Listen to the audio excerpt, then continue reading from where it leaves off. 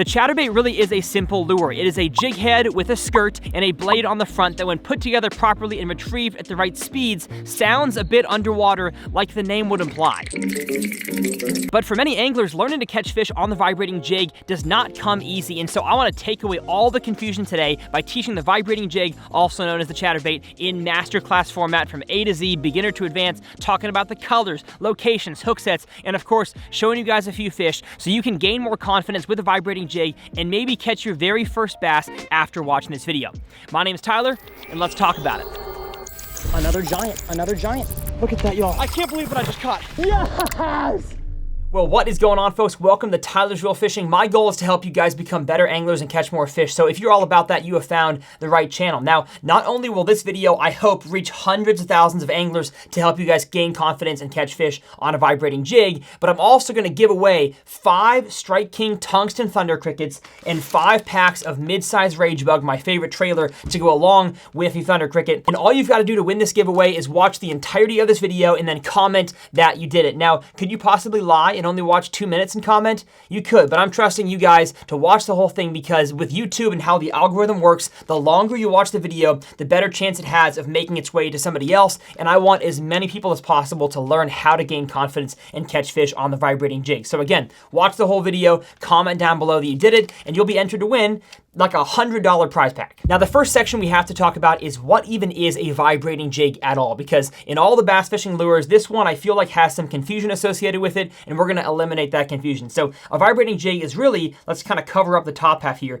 It's really just a jig head that has a skirt and a hook, but what makes it special, what makes it vibrate, what makes it chatter is the blade you have on the front. Now, Z-Man owns the patent. That's why they have the Chatterbait. That's kind of the Kleenex brand name. They own the patent for how this exact design works right here, how the blade attaches to the tungsten or the lead head itself. And Strike King in the Thunder Cricket and the Tungsten Thunder Cricket, we license in some capacity the ability to attach it the same way, but there are lots of brands out there that are able to make a vibrating jig or a chatterbait in a slightly different way that kind of gets around the patent. But this general build right here is what a vibrating jig or a chatterbait looks like. And again, I'm going to use those terms interchangeably because chatterbait is the brand name, vibrating jig is the actual category name. Now, while many jigs are meant to be hopped or drug across the bottom, the vibrating jig is meant to be swam through the water column or close to the bottom. We're going to talk about more retrieves in a different section in this video. And one more aspect about the build of this lure is that it doesn't, for the most part, come with a weed guard. There are several different brands out there that sell one that has a weed guard that goes from the head itself kind of up above the hook, just like a normal jig, football jig, swim jig. But I really feel like in the 5 years I spent traveling the country on the Major League Fishing Bass Pro Tour, I never one time saw a professional angler use a chatterbait that has a weed guard. And that tells me that if those guys are the best on the planet at putting a bass in the boat and they don't use one with a weed guard, there's probably a reason behind that. My hypothesis is that the weed guard affects the actual action, the rolling and hunting action of a vibrating jig. And so yes, it's not a weedless lure. It does have the hook though facing up, and I feel like the blade kind of keeps it from getting snagged on a lot of stuff. So it's a relatively weedless lure, but again, the ones with the weed guard, I feel like something's wrong with them. Give it a try for yourself, but I don't use them personally. So I'm gonna grab a rod and reel and show you guys exactly how I rig a chatterbait from start to finish. Step number 1 is to tie your line to the snap that is in front of the blade. Hopefully y'all can see that on that angle right there. That's exactly where your knot needs to go, not to the eye of the bait where the blade connects to the head. You want to connect it to whatever snap or swivel is on the front of the blade, depending on what brand you're using. The knot that I use is the Palomar knot. It's just one that I have a whole lot of confidence in, and I found that really on any type of line, fluorocarbon, monofilament, or braid, it works just fine. Just like that, got ourselves a tied on vibrating jig. But one thing they don't tell you on the package is that this bait actually needs, not just is better with, it needs a trailer on the back, because the way this bait is designed is to have some weight to it, and if you throw this thing out there just naked the way it is, it's gonna have a horrible action and maybe slowly retrieved, it'll be fine, but as soon as you start to retrieve it at a medium or a fast speed, it turns over and burns out and you will not have any action hardly at all. It'll kind of spin in the water column. So what type of trailer is best? Now, first I'm gonna talk about the small, skinny, fluke or swim bait style of trailers. Now, when it comes to trailers, they actually do have a big effect on how the bait is retrieved in the water column and how it looks. So the small, skinny skinny trailers or no trailer at all will cause the vibrating jig to really do what's called a hunting pattern, where as you're retrieving it in, it'll be vibrating, and then any kind of rod tip movement or change in your speed of retrieve will cause that vibrating jig to kind of hunt off to the side and then make its way back toward the middle. And that is the retrieve that you want. That's the action you want this bait to have. And so the smaller, skinnier trailer you use will lend itself to have more of an effect like that. So if I take my favorite 3/8 ounce Strike King Tungsten Thunder Cricket in my favorite shad color called Mouse. I mean, I don't know about you, but it looks like a little field mouse to me. And I put the small Mach schooler trailer on, you have a perfect little baitfish imitator that will really hunt side to side. Now you can see the skirt kind of gets in the way of the tail action a little bit, but it's not all that bad. So if you want to trim the skirt just a tiny bit to make a more finesse presentation, that is one version of the trailer. And so this style of vibrating jig configuration will have, like I said, a very wide hunting action. The blade, of course, will still vibrate, but the lure will really go side to side. But sometimes you don't want to imitate baitfish, you want to imitate, say, a bluegill or a larger shad. So in that case, I grabbed the Strike King mid-size rage bug because I really feel like this right here is a perfect bluegill imitation. And I'm going to show you how to rig it here in a second, because again, this is the most popular configuration that I've used and I've seen other anglers use on the water. But let's go to like the total opposite side of the spectrum, from either the no trailer or the super skinny small trailer to a big trailer. This here is a Strike King Rage Craw, a full-size lure, has two big claws that go like this in the water. And so if I were to rig this on the bait, matter of fact, let me show you. As you can see, the claws stick out really far from the skirt itself, and they cause a lot of drag. And this exact configuration will not have nearly the hunting action side to side that a smaller or even a normal, proportional sized rigging will have. And what I found with this is that it has almost no hunting action at all. So yes, you'll get the flapping of the claws and you'll get the vibrating of the blade itself, the chattering of the blade, but you will not have any kind of side-to-side action, which again, might work just fine for you. But the analogy that I've thought about when it comes to these two styles of trailers, even though they might not look that different, is almost like the difference between towing a single axle jet ski trailer behind your truck versus an 18-wheeler towing its giant trailer that's behind it with however many wheels that is, 16 wheels behind. Where if you're driving on the highway with an 18-wheeler and you make a quick merge from one lane to the other, the trailer behind kind of lags really slowly and will not really wobble side to side. But if you do the same exact thing towing a very small single axle jet ski trailer, that trailer, and when you merge your truck, that trailer will go left, right, left, right, left, right, and maybe even get dangerously close to tipping over or breaking an axle if you make that turn too fast. And so that's kind of what I think happens with vibrating jig trailers, that the smaller ones will really allow the vibrating jig, again, like it's moving side to side. And that's what I think is happening with the two different types of vibrating jig trailers. Again, the opposite sides of the spectrum, the super long and the super short, is that this one has no action and this one has a lot. So that's why I find myself somewhere in the middle. So we grab ourselves a mid-size Rage Bug, and right here I have a 1/2 ounce or a 3/8, my two favorite sizes. Any bigger than half, and you're fishing in a pond especially, you're gonna have a hard time keeping that thing up in the water column. It's gonna grab all kinds of muck and sticks and grass and of course get snagged. So again, 3/8, my favorite for ponds, 1/2 ounce, my favorite for lakes. Keep that in mind, and of course I'll have them all linked down below. The way you rig a trailer on a vibrating jig is you kind of get rid of the skirt material, you line up the trailer with the hook, and you kind of take a mental note on where on your trailer lines up with where the hook starts to bend, and that's where when you thread it on, you're going to actually poke the hook out from. So to me, it looks like it's about there is kind of where the hook starts to bend, which actually coincides with where I'm going to rip off that appendage, because I want to get rid of every piece of soft plastic that could possibly interfere with the hookup ratio. And so now that I know that it's kind of right to where I ripped off that plastic, I'm going to, again, get the skirt out of the way. I'm going to rig this thing on there as straight as I possibly can. Even if it takes a minute to get it right, make sure you get it straight. I will poke the hook out right where I was supposed to, and then continue threading that trailer on.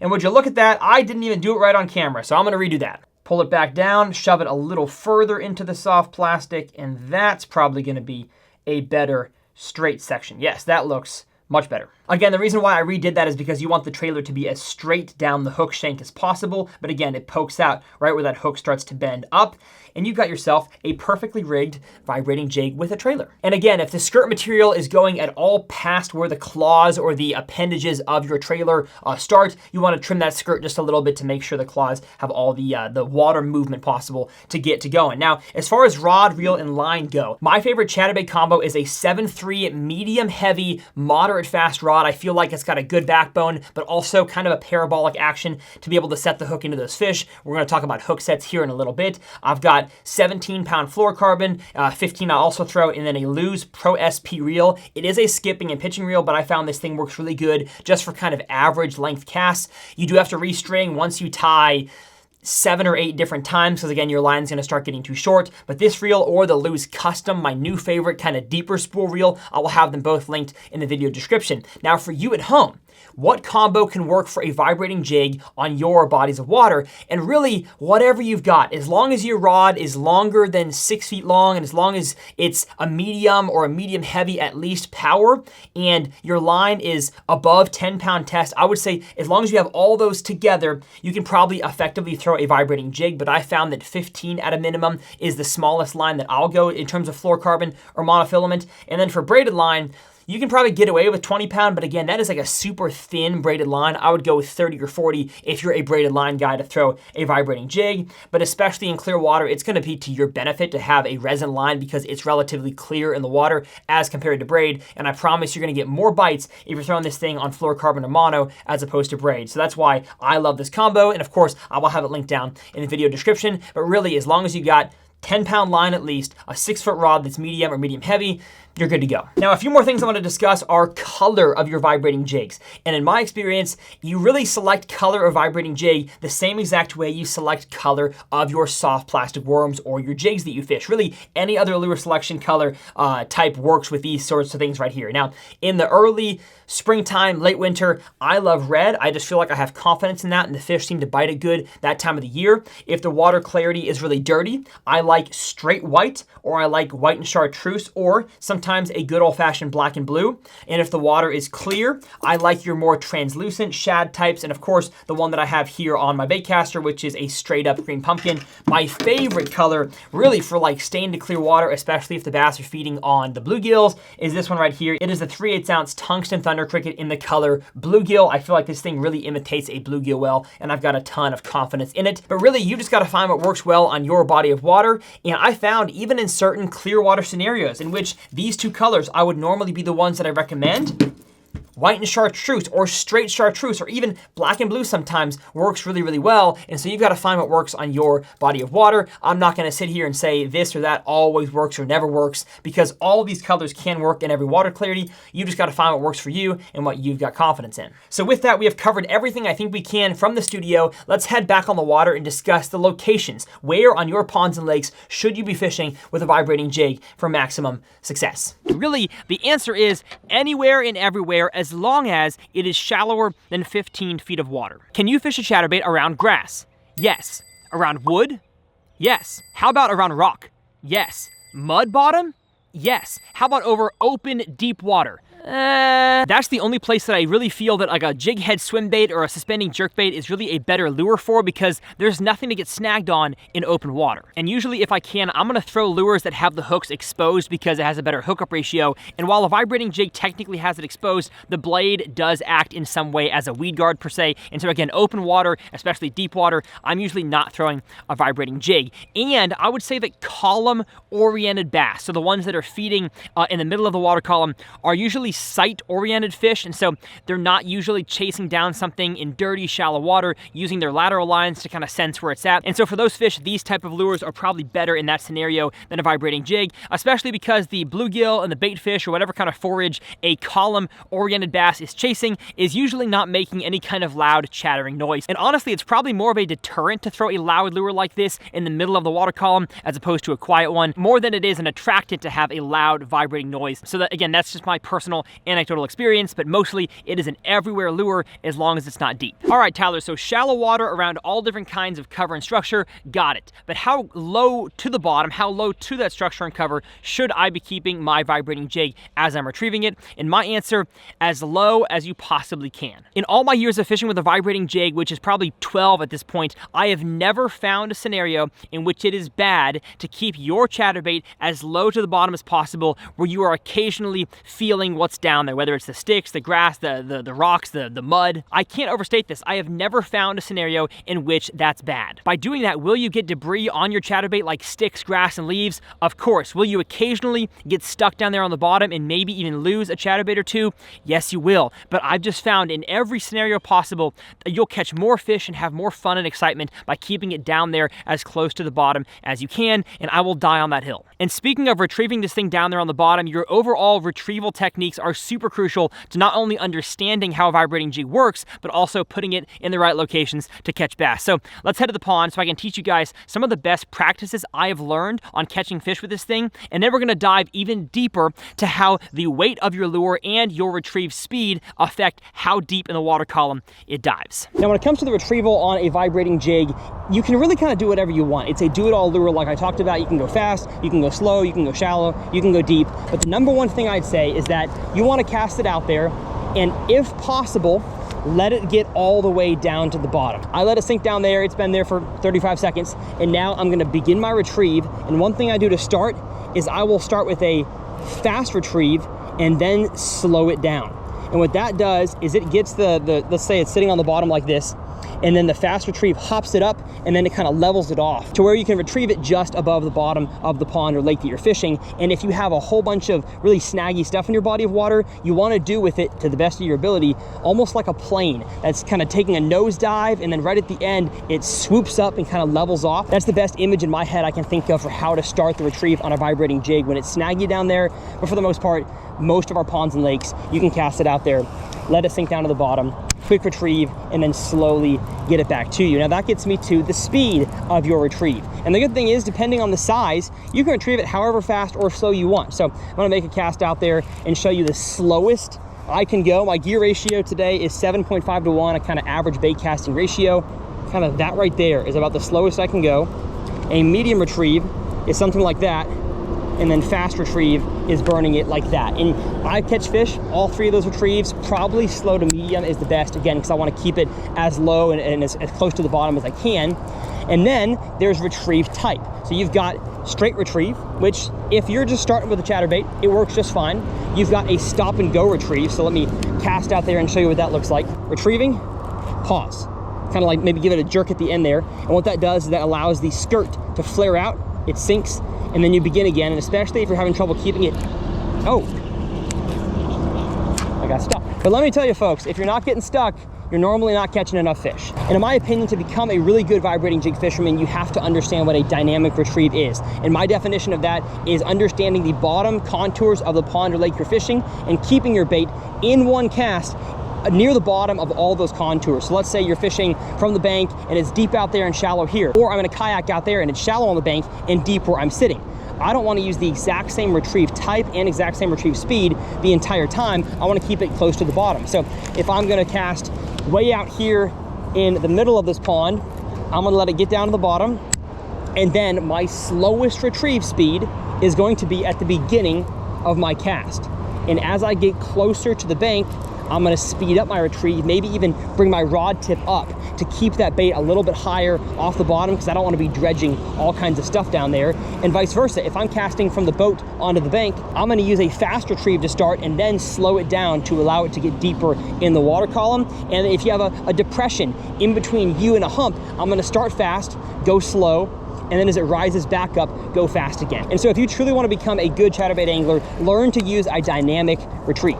Now, because a spinnerbait and a chatterbait do not have any kind of bill that gets the bait down to a certain depth like a crankbait or a jerkbait do, your speed of retrieve actually has a ton to do with how deep your bait is in the water column. To demonstrate that, I have a 1/2 ounce chatterbait right here. And to help prove my point, I've got my other camera here set up on my live scope transducer down here, my front facing fish finder. And what this is going to show is that with the same exact weight vibrating jig, a 1/2 ounce tungsten thunder cricket, at 3 different retrieve speeds, you're going to see 3 different depths in the water column. So let's back up here, make sure we got a good shade on the screen, make a cast out there about, I don't know, 55 feet. You see the lure fall in there. Let's let it fall to 8 feet and then start my extra slow retrieve.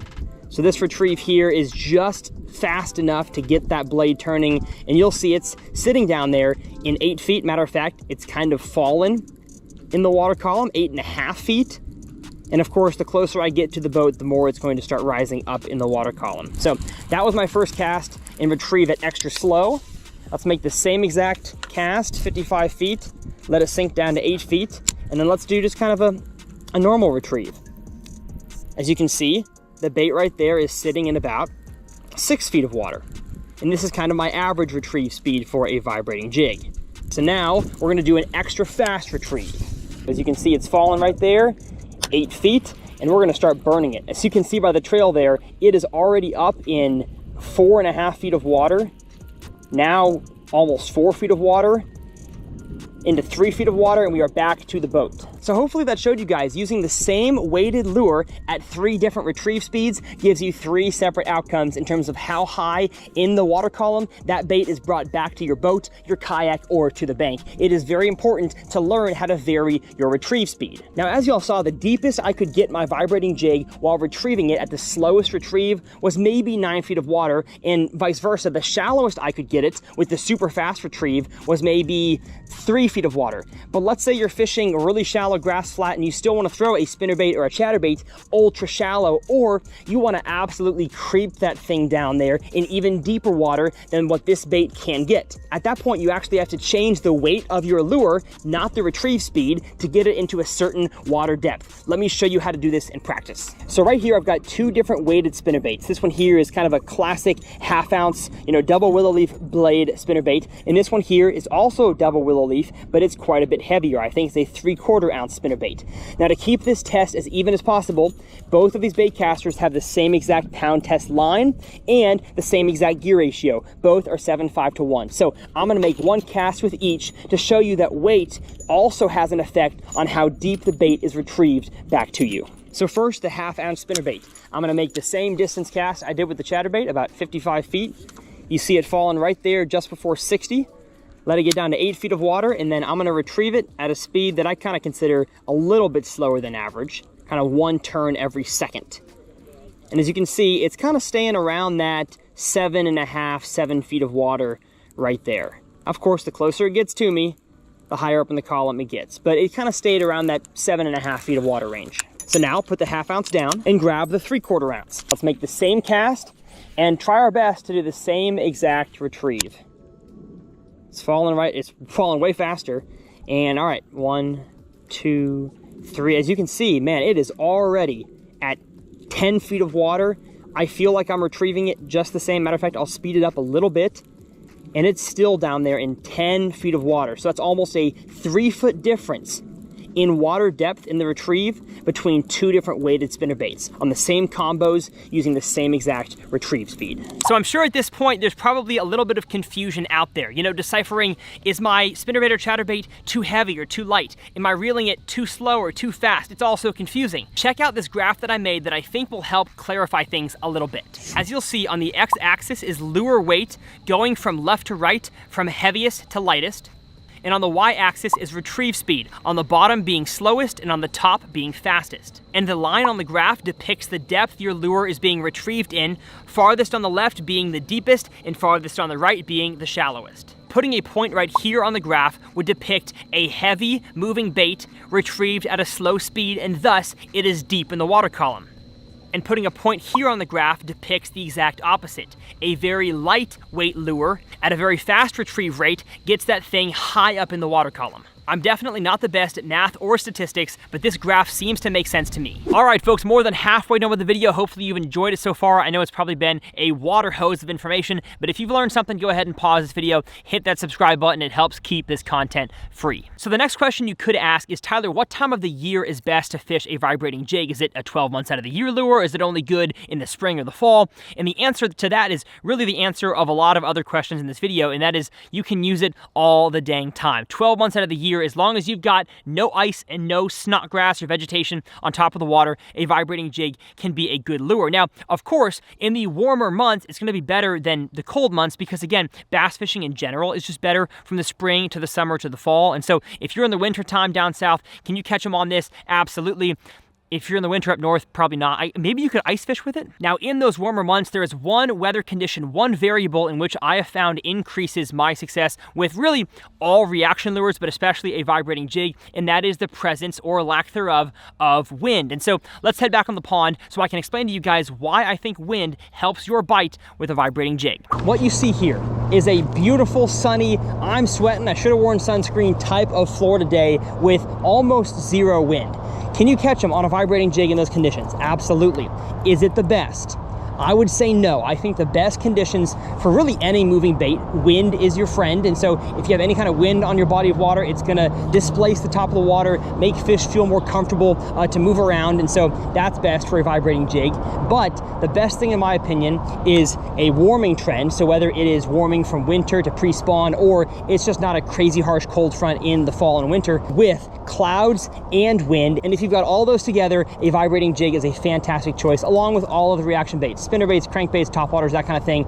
I think, in my opinion, I know every pond, every lake is different, fish have different temperaments, but I think the best weather you can have is going to be winds and clouds. If you have ultra confidence in this thing and you want to throw it in the slick, calm water, be my guest. But I'm just saying, I think dragging something slower or more like a paddle tail swim bait is best under these conditions, as opposed to this thing, which is loud and intrusive. And one quick tip about water clarity in chatterbaits is that due to the nature of how loud this thing is, it is generally a really good choice for your dirty water scenarios. And especially when you've got ponds and lakes that are in a flooding scenario, just like you see on your screen right here, where water is flowing in from heavy rainfall and bringing dirt into the water with it. Sometimes this and the spinnerbait are really the only two lures that are applicable in those conditions. We've got a little bit of a water inflow here, which I feel like should be enough to hold the fish. If y'all, gosh, holy cow, right there, as I was talking about old videos, yes, holy cow, I called it, he was right there, holy cow, almost 4-pounder, good grief, they are chewing this thing today, chewing it. So lastly, I want to discuss what a bite actually feels like when fishing with a vibrating jig, and therefore how to properly set the hook when you've gotten a bite. Usually a bite on the vibrating jig just feels like the chattering or the vibrating happening to your rod tip as you're retrieving it ceases to vibrate. I hardly ever get like a hard thump or a knock from a bass on this thing, not to say it can't happen, and when it does, it's exhilarating, but most of the time it just goes from chattering to not chattering, and that's either you have grass or you have a bass. So set the hook on both. There's one. All right. Gosh, I was just about to stop the camera and I got stopped myself. Now, one type of bite that does happen on this is that you're retrieving and all of a sudden your line goes slack. It's almost like a scuba diver down there took scissors to your line. What happened there is that a bass ate your chatterbait and is now swimming towards you. And so what you have to do there is reel faster to catch up to that bass and then set the hook into him. So how do you set the hook properly? And the good news is there really isn't much of a hook set that is needed at all with a vibrating jig. All you've got to do is give that fish a strong lean and then continue to keep up the pressure. And as long as you do that, you're gonna hook almost every fish that bites the vibrating jig. Well, my goodness, folks, what an absolute fire hose of chatterbait information. Hopefully this masterclass gave you confidence to go out there and catch your very own bass on a vibrating jig. Now, if it did, go ahead and hit that subscribe button. My goal is that you guys become better bass anglers by watching every single one of my videos. And if you did, I'm so glad it served its purpose. Now, as I mentioned, all my tackle is linked down in the video description. If you could shop using those links, that would mean a whole lot to me. And if you've made it here to the end of the video, congratulations. congratulations, you are entered into winning a Chatterbait giveaway. Like I said, I'm giving away 5 of these fully rigged vibrating jig and trailer combos. All you've got to do is comment down below that you made it all the way here. If you like this video's format, I will leave 2 of my other masterclass videos linked here. They are clickable videos up here in the corners. My name's Tyler. It's a dang pleasure, and we'll see y'all next time right here on Tyler's Real Fishing.